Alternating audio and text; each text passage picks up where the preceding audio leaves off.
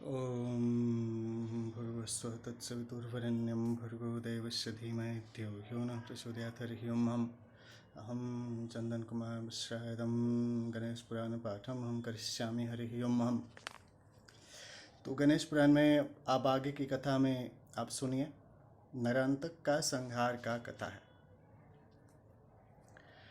नरांतक को विनायक देव की आज्ञा से राजभवन में ही बंदी अवस्था में रखा गया था। उसके साथ सम्मान का व्यवहार किया गया तथा भोजन शयन आदि की भी ठीक व्यवस्था रखी गई। लोगों ने कहा इस दुष्ट को तड़पा तड़पा कर भूखा मार देना चाहिए, क्योंकि अत्याचारी को दंड दिया ही जाना चाहिए।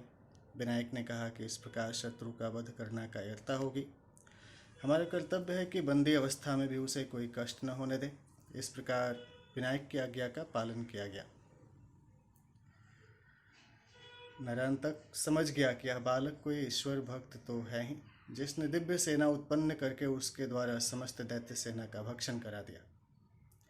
यदि यह चाहे तो सभी कुछ कर सकता है, परंतु मुझे इसके साथ युद्ध तो करना ही चाहिए। यदि इसके हाथ से मारा गया तो मोक्ष मिलेगा, अथवा यह मुझसे हार गया तो फिर मैं समस्त मनुष्य लोक का स्वामी रहूंगा ही। उसने विनायक से मिलने की इच्छा प्रकट की तो वे उसके समक्ष पहुंच गए।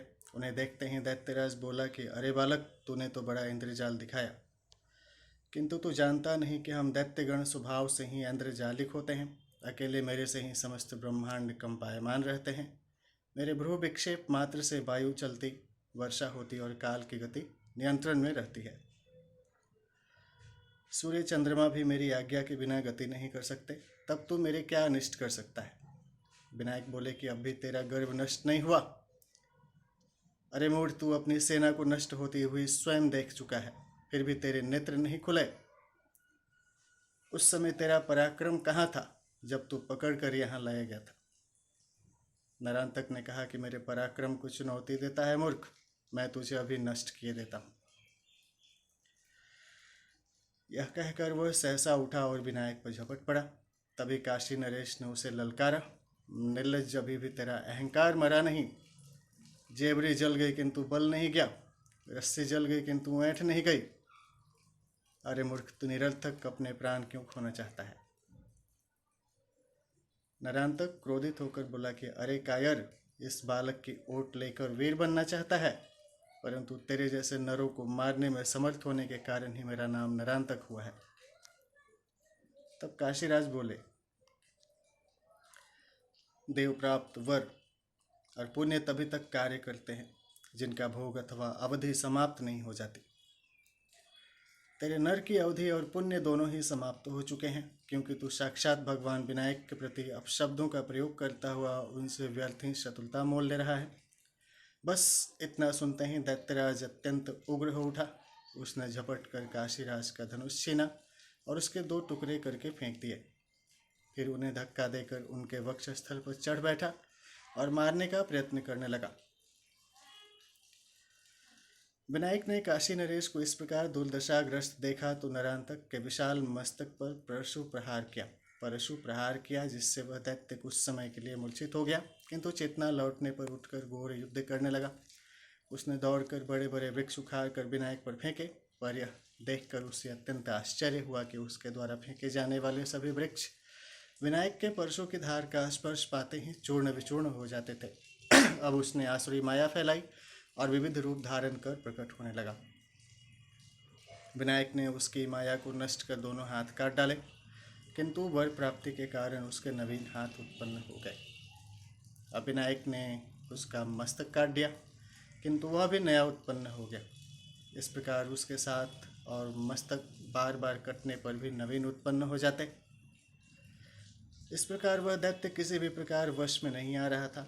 यह देखकर विनायक देव ने तीक्ष्ण बाणों की मार से उसके दोनों पांव काट दिए। वे पांव तुरंत ही आकाश मार्ग में उड़ते हुए स्वर्ग में देवांतक के समीप आ गिरे। इधर उसके पांव भी नवीन निकल आए। उन्होंने उसका मस्तक पुनः काटा, जो कि उसके पिता रुद्रदेव के सम्मुख जाकर गिरा। दैत्यराज को नवीन मस्तक की पुनः प्राप्ति हो गई।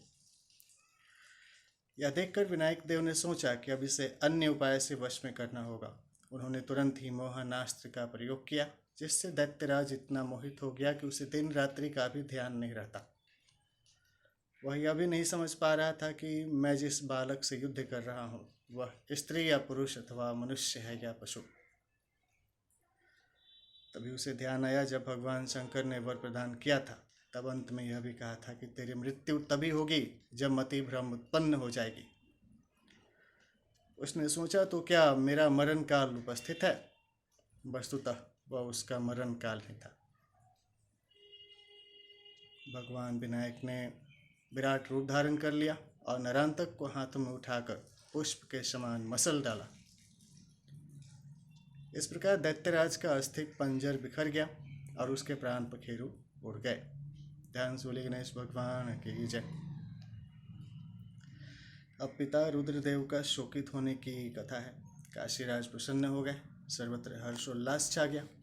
विनायक भगवान की जय का घोष गूंज उठा। सभी ने उनके चरणों में प्रणाम किया और इनका विधिवत पूजन कर महाराज ने ब्राह्मणों को उनकी इच्छित वस्तुएं दान की।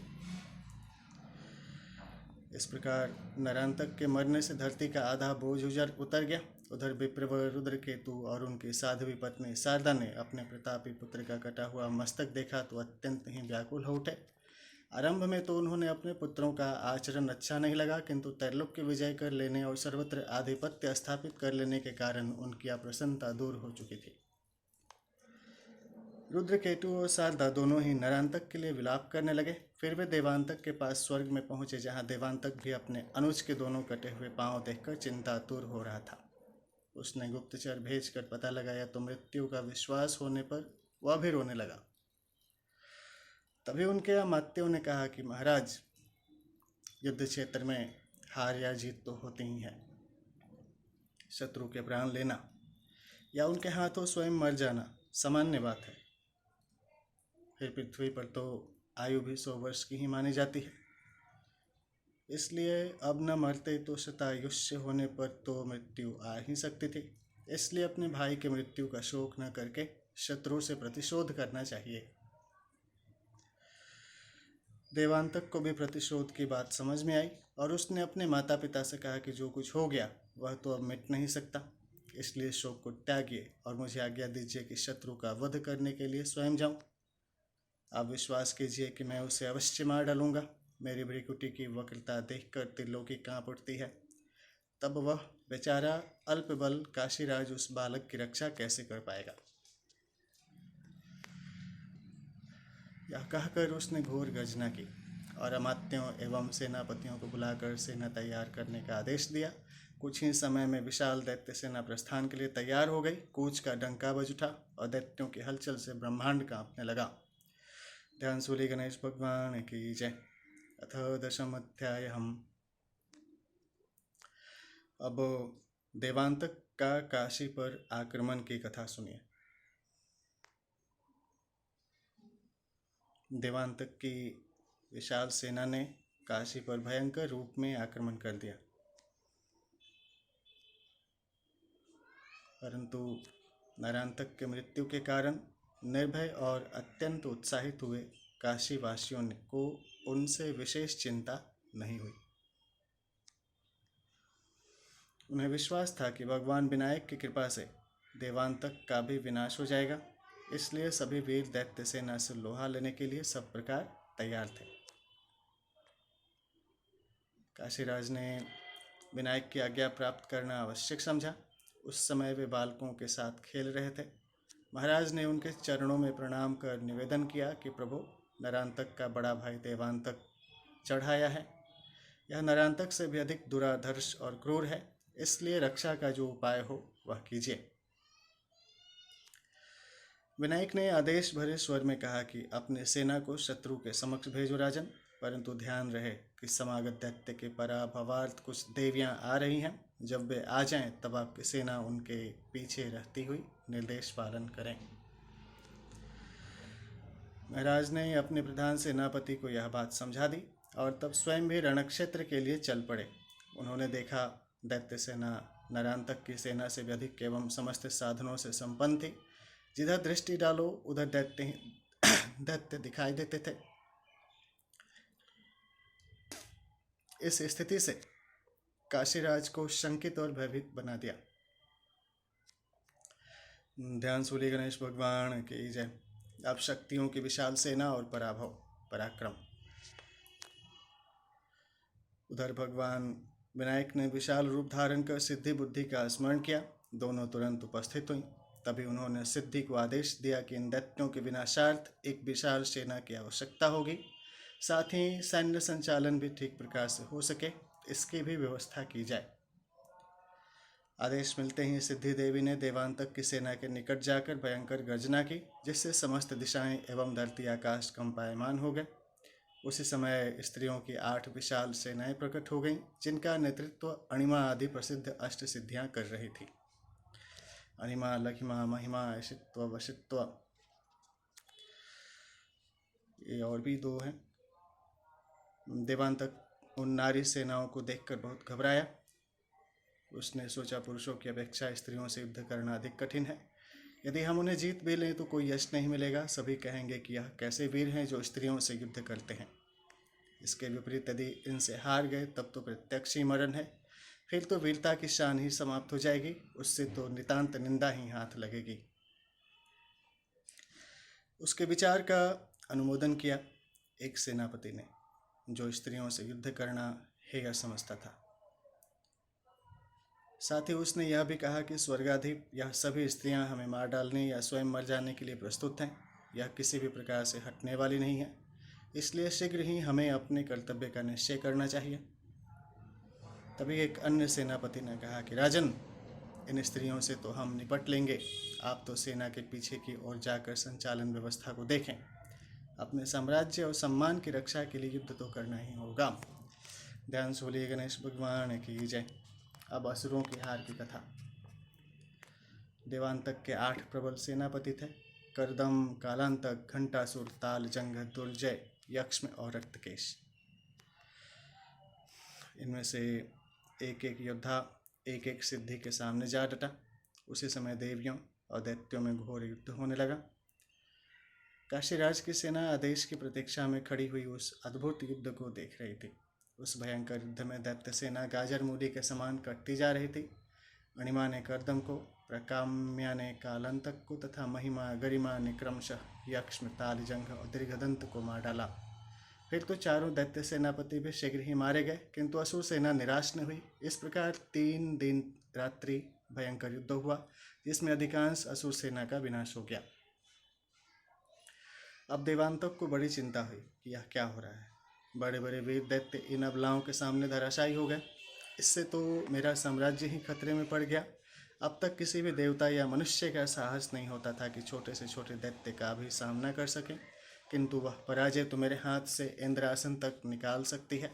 इसलिए इन स्त्रियों को हराने के लिए मुझे स्वयं ही युद्ध करना होगा।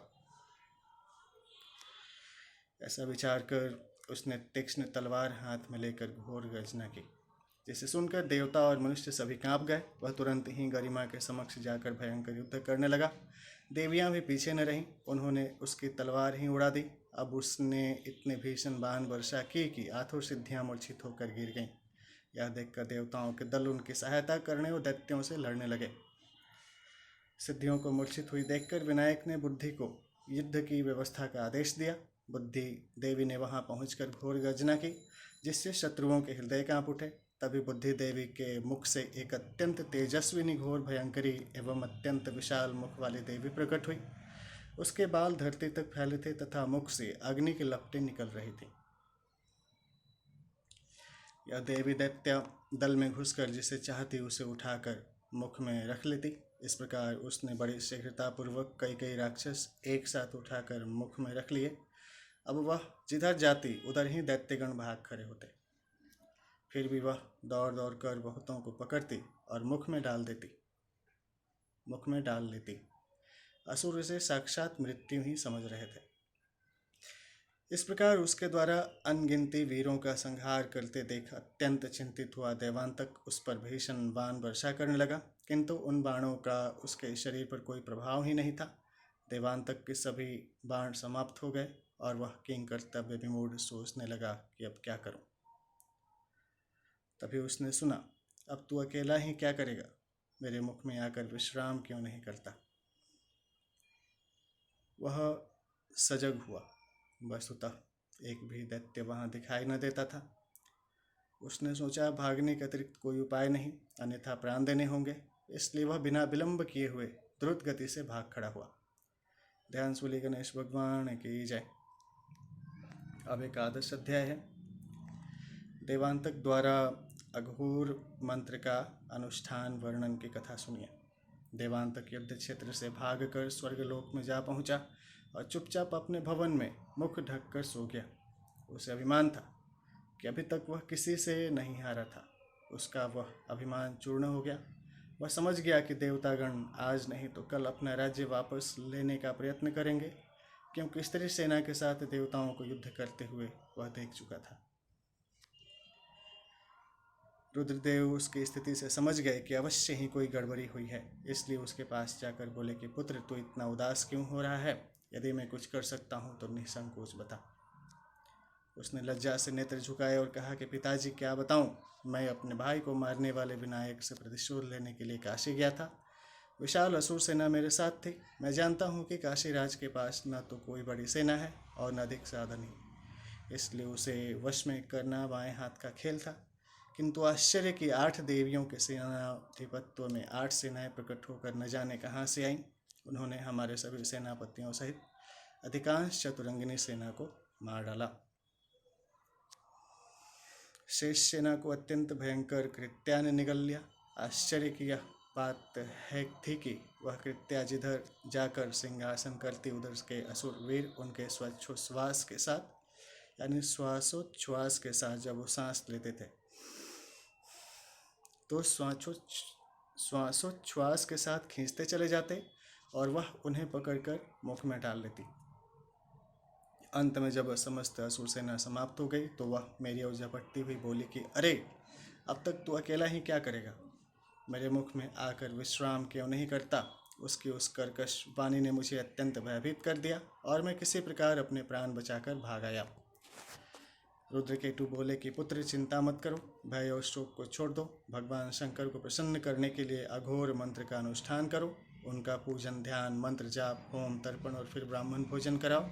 अनुष्ठान पूर्ण होने पर एक अश्व निकलेगा। उस पर सवार होकर रण क्षेत्र में जाने से विजय प्राप्त होगी। देवांतक ने पिता के द्वारा निर्दिष्ट विधि से अनुष्ठान कार्य संपन्न किया। ब्राह्मणों को भोजन कराने और उनका आशीर्वाद प्राप्त करने पर यज्ञ वेदी से कृष्ण वर्ण का एक अश्व निकला, जो कि दीर्घकाय, सबल एवं अत्यंत दर्शनीय था।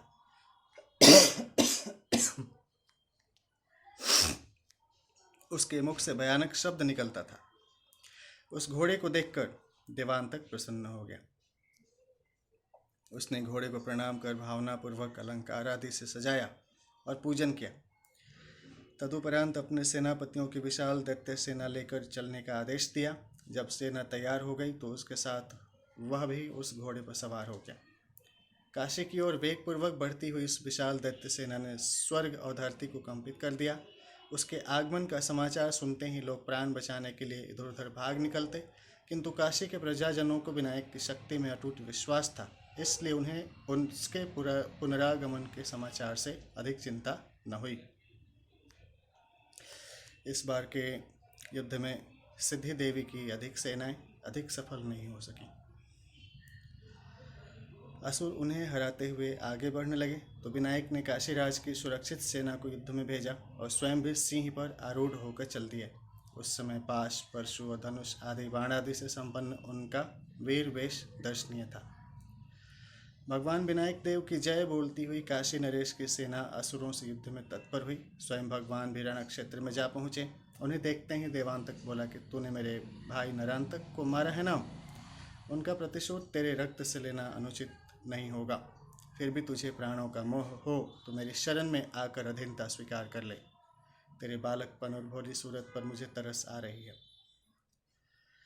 विनायक ने अट्ठास करके कहा कि तुम जैसे कायर को तरस न आएगा तो और किसे आएगा? अरे मूढ़, पिछली बार तो तू प्राण बचाकर भाग गया था, किंतु इस बार नहीं जा सकेगा, क्योंकि तेरे जीवन की अवधि पूर्ण हो गई। इसलिए पहले तू अपना पौरुष दिखा ले। तब देवांतक क्रोधित हो उठा। उसने विनायक पर भीषण बाण वर्षा की, किंतु विनायक उसके सभी बाणों को काटते जा रहे थे। उसके बाण दैत्य सेना के संहार में भी लगे थे। दैत्यराज ने अपनी विजय न होती देखकर माया की रचना की। वह कभी पृथ्वी पर तो कभी आकाश में, कभी किसी रूप में तो कभी किसी रूप में दिखाई देता। फिर उसने मोहास्त्र का प्रयोग किया, जिससे युद्ध में उपस्थित सभी देवता, काशीराज की समस्त सेना और विनायक भी निद्राग्रस्त हो गए। अब देवांतक ने चक्र के मध्य एक त्रिकोणाकार कुंड बनाकर मांस आदि की हवि देते हुए अभिचार कर्म का आरंभ किया।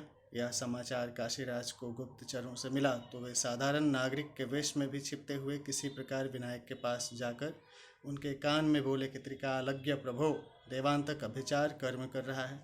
यदि वह पूर्ण हो गया तो अजेय हो जाएगा, इसलिए निद्रा का त्याग कीजिए। ध्यान सूर्य गणेश भगवान की जय। अब देवांतक को विराट रूप के दर्शन की कथा सुनिए। काशीराज की प्रार्थना सुनते ही वे चैतन्य हो गए और उन्होंने अपने धनुष पर खगास्त्र और घंटास्त्र से अभिमंत्रित 2 बाण चढ़ाकर आकाश में छोड़े। बस फिर क्या था, आकाश में भीषण घंटा नाद होने लगा, जिससे सभी निद्रित सैनिकों, देवताओं आदि की निद्रा भंग हो गई। वे तुरंत उठकर देवांतक के पास जा पहुँचे और उसके अभिचार कर्म में विघ्न डाल दिया। निद्रा दूर होने का कार्य घंटास्त्र ने, दूसरे खगास्त्र ने असंख्य पक्षी उत्पन्न कर दिए, जिन्होंने समस्त आकाश को पक्षियों से व्याप्त कर दिया, जिनसे सर्वत्र अंधकार छा गया तथा वे पक्षी दैत्य सेना के वीरों को उठा उठाकर भक्षण करने लगे। इससे समस्त सेना में खलबली मच गई। अब अत्यंत क्रोधित हुए देवांतक ने घोर युद्ध किया, किंतु विनायक के समक्ष उसके सभी प्रयास निष्फल रहते। तभी उसने विराट रूप के दर्शन किए। मनुष्य का शरीर और हाथी का मुख, धरती पर चरण और आकाश को स्पर्श करता हुआ मस्तक। वह उस रूप को देखकर अत्यंत आश्चर्यचकित और भयभीत हुआ। तभी उन्होंने उसके मस्तक पर अपने दांत से भयंकर प्रहार किया, जिससे वह चित्कार करता हुआ सैकड़ों खंडों में छिन्न भिन्न होकर धरती पर बिखर गया। उसके मुख से एक ज्योति निकलकर विनायक के मुख में प्रविष्ट कर गई। अपने स्वामी की मृत्यु हुई देखकर समस्त दैत्य सेना वेगपूर्वक इधर उधर भाग गई। देवगण प्रसन्न होकर दुमदुमियाँ बजाने लगे। काशीराज की सेना में विनायक देव की जय गूंज उठी। विजय वाद्य बजने लगे, दिशाएं स्वच्छ हो गईं और उन्मुक्त वायु चलने लगी। इंद्रादि देवगण वहां आकर उनकी स्तुति करने लगे। विमोचितां वयं वन्दाद देवान्तककृताद विभो, उपेन्द्र इव देवेन्द्रं कार्यं यस्मात् कृतं त्वयां। हे प्रभु, आपकी कृपा से आज हम राक्षस राज देवांतक के बंधन से मुक्त हो गए। देवताओं का कार्य सिद्ध करने के लिए आपने उपेंद्र के समान पराक्रम किया है, इसलिए आप संसार में उपेंद्र भी कहे जाएंगे। अब हम भय रहित रूप से अपने अपने अधिकार का उपभोग करेंगे तथा दीर्घकाल से अवरुद्ध हुए स्वाहाकार और वषटकार के स्वर पूर्वकृत सर्वत्र सुनाई देंगे। स्तुति करके सभी देवता अपने अपने स्थानों को गए। इंद्र ने स्वर्ग से समस्त असुरों को बाहर खदेड़कर पुनः देवराज्य की स्थापना की। असुरों में शोक और देवताओं में आनंद व्याप्त हो गया। ध्यान सूर्य गणेश भगवान की जय। अब कथा है युवराज विवाह तथा विनायक का जाने की कथा सुनिए। काशीराज और उसके मित्र राजाओं ने भी विनायक का पूजन और स्तुति की तथा दूसरे दिन उन्होंने सभा में आकर अमात्यों से कहा कि अमात्यगण, मैं विनायक देव को युवराज का विवाह करने के लिए इनके माता पिता से मांग कर लाया था, किंतु बहुत समय तक असुरों के आक्रमण होते रहने के कारण युवराज का विवाह निरंतर टलता रहा और विनायक को भी इनके माता पिता के पास नहीं लौटा सके। यद्यपि काशी में इनका निवास हमारी सुख समृद्धि और अभयता का कारण रहा है, तो भी इनके माता पिता को घर न लौटाने के कारण चिंता हो रही होगी। इसलिए हमें शीघ्र ही युवराज का विवाह करके इन्हें पहुंचा देना चाहिए। सभी सभासदों ने महाराज की बात का समर्थन किया। सर्वत्र युवराज के विवाह के निमंत्रण पत्र भेजे गए। मगधपति भी अपनी कन्या को लेकर वहीं आ गए। विनायक देव ने विवाह कार्य संपन्न कराया। कई दिनों तक हर्षोत्सव मनाया जाता रहा। तदुपरांत सभी आगत जन काशीराज से सम्मानित होकर अपने अपने स्थानों को लौट गए। अब विनायक का पूजन करके काशीराज ने उनकी आज्ञा चाही। विनायक बोले कि राजन, मैं यहाँ युवराज का विवाह कराने के लिए कुछ ही दिनों के लिए आया था, किंतु अब तो बहुत दिन व्यतीत हो चुके हैं। पिताजी माताजी मुझे याद करते होंगे, मुझे भी उनकी बड़ी याद आ रही है, इसलिए अब शीघ्र ही वहाँ पहुँचना चाहिए। विनायक का आदेश पाकर महाराज ने रथ तैयार करने का आदेश दिया और रथ के आने पर विनायक के साथ स्वयं भी उस पर सवार हुए। नगर निवासियों को उनके विवेयोग असह्य था। वे उनसे कुछ दिन और रहने का आग्रह करने लगे। उन श्रद्धावान भक्तों का अत्यंत आग्रह देखकर विनायक ने समझाया कि सुहृद जनों, इस समय तो मुझे जाना ही होगा, किंतु जब कभी आप पर कोई विपत्ति आए मुझे याद करना, मैं तुम्हारी सहायता करूंगा। यदि स्वयं की आवश्यकता होगी तो मैं स्वयं भी यहाँ उपस्थित हो जाऊंगा। फिर भी न चितस्य समाधानं भवेद वै चिन्तनेन मे मम मूर्ति मृदा कृतं पूजयन्तु गृहे गृहम्। यदि आपके चित्त का समाधान मेरे चिंतन से न हो तो मेरी मिट्टी की मूर्तियाँ बनाकर घर घर में स्थापित करें और उसमें मुझ विनायक की भावना करके भक्तिपूर्वक पूजन करें। लोगों को संतोष हुआ। सभी विनायक की जय बोलने लगे। उन्होंने रथ की परिक्रमा की। महारानी ने भी अपनी सहेलियों के साथ आकर उनकी अभ्यर्चना की और उसके पश्चात रथ चल पड़ा। जब तक नेत्रों से ओझल न हो गया तब तक सभी एकटक उधर ही देखते रहे। वायु वेग से चलता हुआ रथ कश्यप आश्रम पर जा पहुंचा। महाराज और विनायक दोनों उतरकर महर्षि दंपत्ति के चरणों में पड़ गए। राजा को आशीर्वाद देकर उन्होंने अपने पुत्र को हृदय से लगा लिया। काशीराज ने उन्हें असुरों के आक्रमण और विनायक के पराक्रम की समस्त घटनाएं यथावत सुनाई, जिससे उन्हें बड़ी प्रसन्नता हुई। दूसरे दिन मुनिवर की आज्ञा लेकर महाराज अपने नगर को लौट आए। ध्यान सूली गणेश भगवान की जय।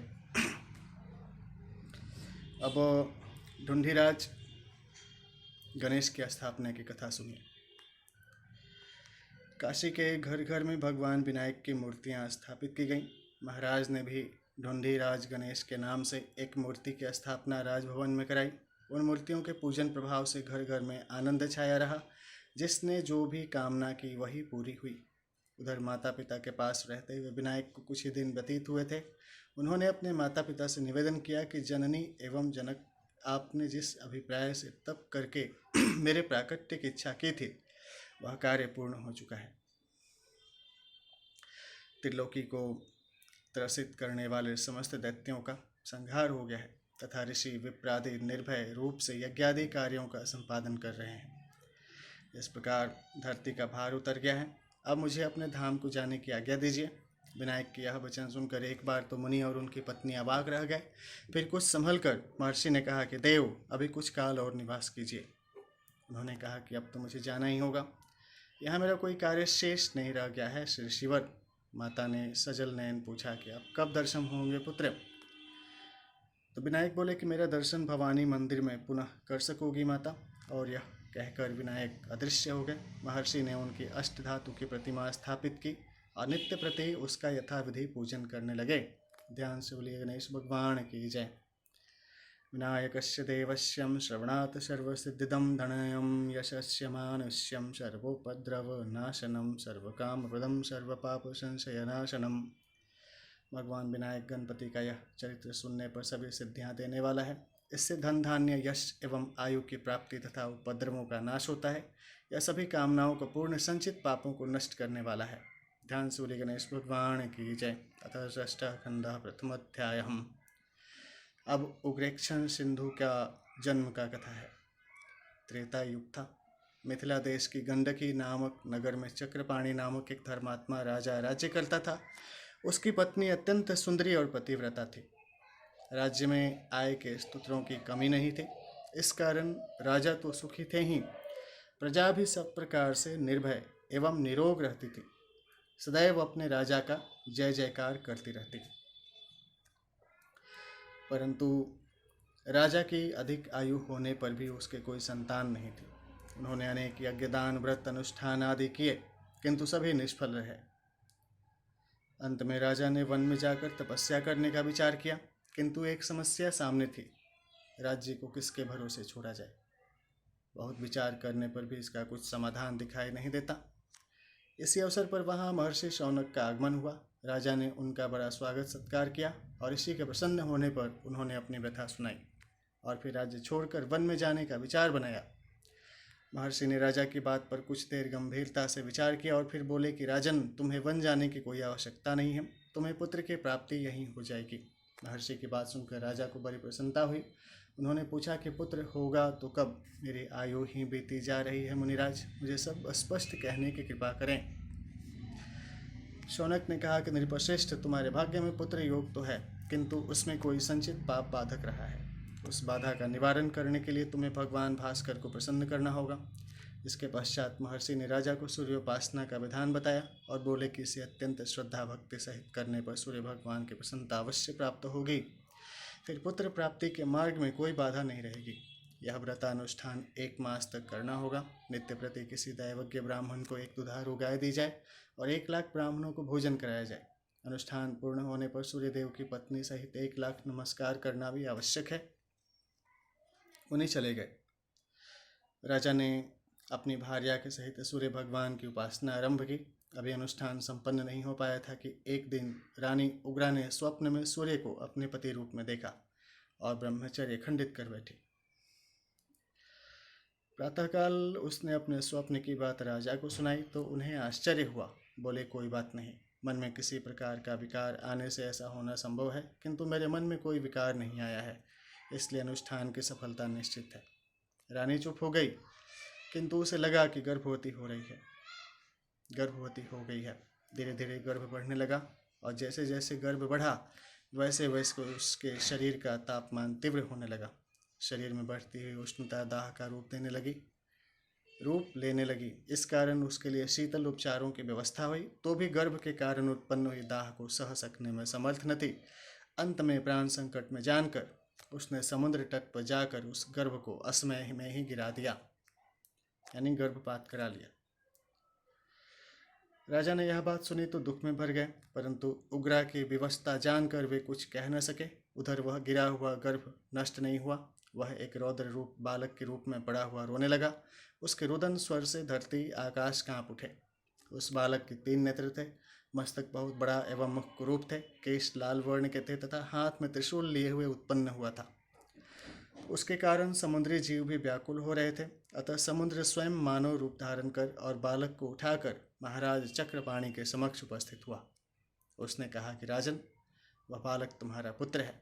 तुम्हारी रानी ने इसे मेरे तट पर छोड़ दिया था। इसके रोने से ही तीनों लोग कांप उठे। देखिए बालक कितना तेजस्वी है, जिसकी ओर देखना भी दुष्कर है, इसे संभालिए। बालक को प्राप्त करके राजा बड़े प्रसन्न हुए। रानी ने भी हर्षित मन से उसे गोद में लेकर दुग्ध पान कराया। उसके नाम सिंधु, उग्रेक्षण और विप्रसादन रखे गए। वह शीघ्रता से वृद्धि को प्राप्त होने लगा। ध्यान से बोले गणेश भगवान की जय। अब उग्रेक्षण का प्रबल पराक्रम तथा वर की प्राप्ति।